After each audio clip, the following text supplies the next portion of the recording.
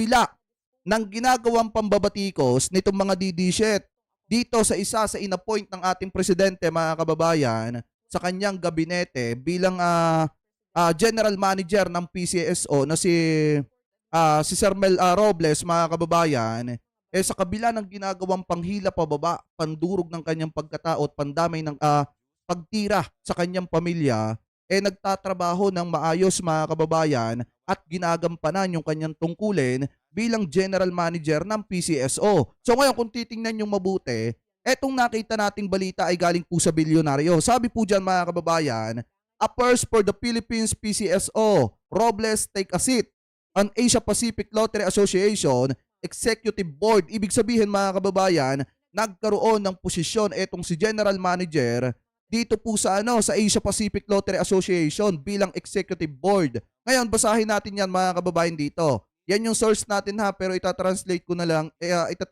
lang yan para maintindihan po nating lahat. Sabi diyan, mga kababayan, eto daw.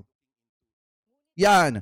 Unang Pilipino sa APLA Executive Committee, PCSO, General Robles, ay nakakuha sa Asia Pacific Lottery Association Governing Body. Patunay na muli na isa siya sa mga pinakarespetado at maimpluwensyang leader sa industriya ng pasugalan sa mundo. Kamakailan ay nahalal si Philippine Charity Sweepstake Office, PCSO General Manager Melquiades Robles bilang isa sa mga miyembro ng Executive Committee ng Asia Pacific Lottery Association o itong APLA.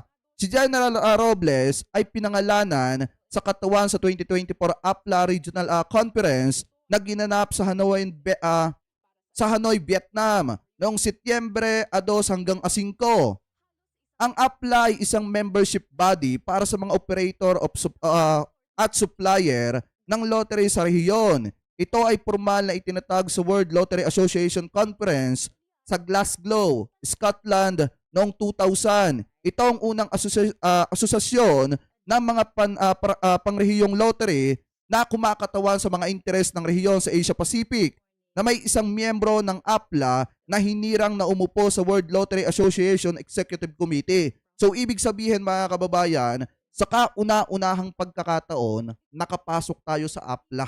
Bibihira lamang po yan, mga kababayan, na mayroong isang Pilipino na hihirangin bilang isang executive board, mga kababayan, ng APLA. Ito yung isang patunay na sa kabila ng ginagawa nilang pambabatikos dito kay General Manager Mel Robles, dire-diretso naman yung pag-angat po niya. Dahil kung titingnan natin, talagang siya yung isa sa unang Pilipino, mga kababayan, na talagang hinirang bilang executive committee ng APLA. Dahil hindi naman po yan iboboto nung mga taga-iba't ibang bansa, mga kababayan, kung hindi naman yan fit dun sa trabaho bilang executive board at kung hindi naman maganda yung kanyang performance bilang general manager ng PCSO. So ito isang patunay, mga kababayan, na kung saan, kung matatandaan nyo, di ba sinabi ng isang DD-shit sa atin habang binabanggit natin yung pambabastos ni Sara Duterte dun sa kamera, di ba ang sabi ng isang DD-shit, kung sino daw yung ibinababa, mga kababayan, ng karamihan,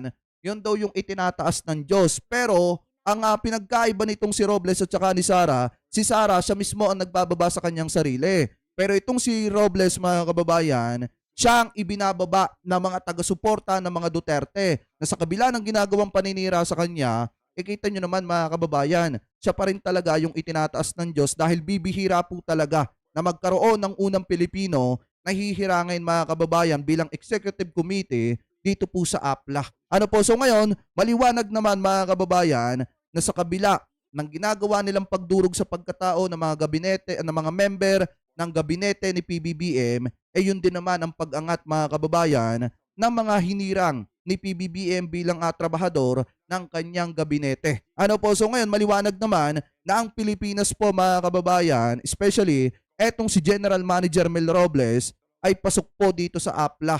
Ano po dito, mga kababayan, sa Asia Pacific Lottery Association or ito nga tinatawag na APLA bilang executive board, ano po, ng APLA. So maliwanag naman yan na kahit durugin yung pagkatao ni General Manager Mel Robles, ay nagtatrabaho lamang po ng tahimik para tulungan ang mga kababayang Pilipino po natin. Sabi pa nga dito, mga kababayan, Basahin pa natin. Eto pa daw. Kung maaalala, si JM Robles ay nakapanayam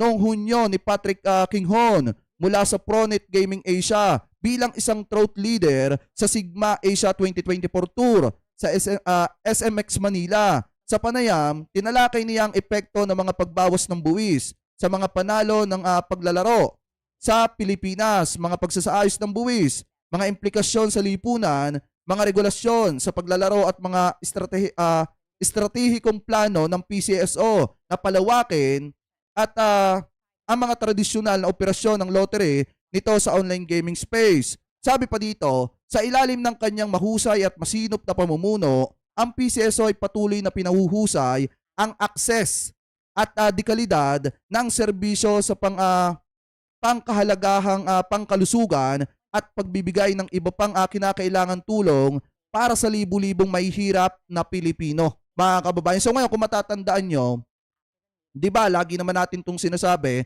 especially yung mga kababayan natin Pilipino, lahat naman, yung mga pobreng katulad natin, may mga ngailangan tayo ng tulong pagdating sa usaping medikal, isa ang PCSO mga kababayan sa talagang tumutulong sa mga kamag-anak natin na nauospital mga kababayan dahil nababawasan po talaga ng malaki ang bayarin sa ospital ng mga pobreng katulad po natin mga kababayan at yan po ay dahil sa tulong ng PCSO. So ngayon kung makikita ninyo, ang tinututukan kasing malimit dito ni General Manager or lagi niyang tinututukan dito mga kababayan ay yung pagbibigay tulong sa mga kababayan nating Pilipino. Ano po na nangangailangan ng tulong pagdating sa usaping medikal. Sabi pa nga dito mga kababayan, kung titingnan nyo, ito pa daw.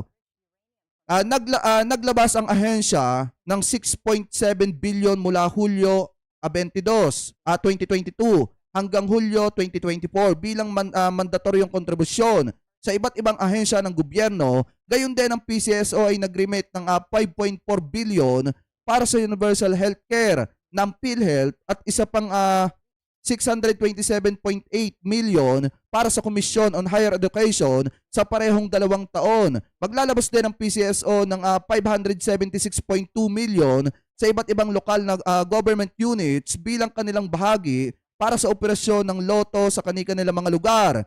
Pinaiigting din ng PCSO ang Corporate Social Responsibility program nito para sa mas mapagsilbihan ang mga tao lalo na ang mga naapektuhan ng mga natural na kalamidad at kalamidad tulad ng bagyo at lindol. Mga kababayan, so ngayon, hindi lang pala pagdating sa usaping medikal, napapakinabangan natin ang PCSO kung hindi pagdating din sa usaping edukasyon. Mga kababayan, dahil isa po sila sa talaga na nakakatulong, mga kababayan, sa mamamayang Pilipino. Kaya kung titingnan po natin, deserving naman ni General Manager Mel Robles na mahirang bilang executive board nitong APLA, mga kababayan, at deserving naman na bitbitin niya ang pangalan ng Pilipinas na makapasok dito sa APLA, mga kababayan. Ano po, so kayo, ano ang komento ninyo mga kababayan hingil po dito sa mga topic po na tinalakay po natin?